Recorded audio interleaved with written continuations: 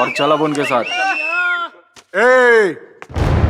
इसके पैसे से मेरे पैसे ज्यादा है, इसलिए इसके साथ नहीं मेरे साथ जाएगी। अरे क्या भाई, आपस में क्या लड़ना, दोनों भाई मिलके ऐश करते।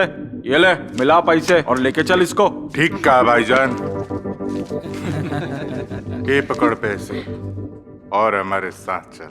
चलो।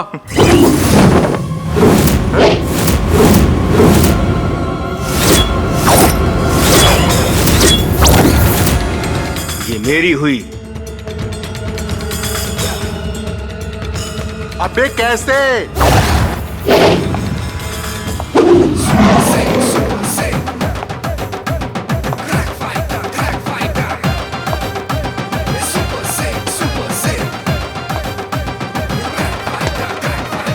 अपना यूपी बिहार में जौना जगह पर रुमाल रखा गई, समझ ले सीट बुक हो गई। कौन है बे? गांव से है क्या? गवारों वाली बातें कर रहा है। चुप!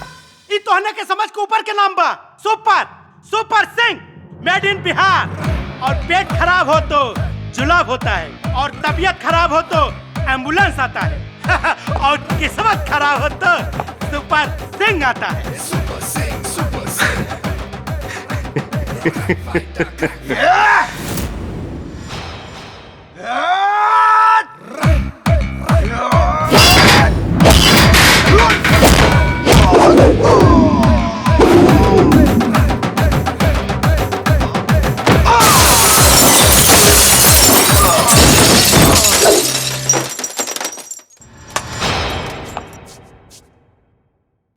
इंट्रोडक्शन के लिए इतना काफी है कि और बताऊं?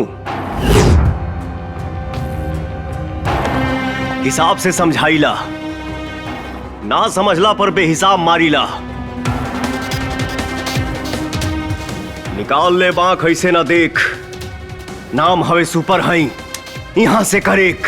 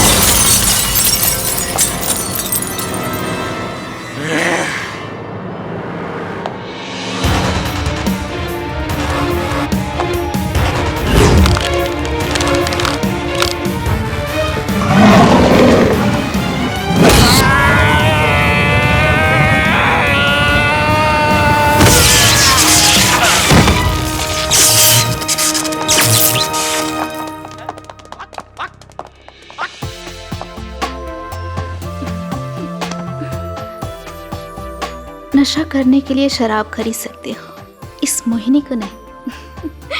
शराब तो धीरे धीरे मारती है, लेकिन ये मोहिनी अपने हुस्न के जलवे से अपने आशिकों को एक ही झटके में मार देती है। अरे हम शहीद ही होने तो आए हैं तुम्हारे पास।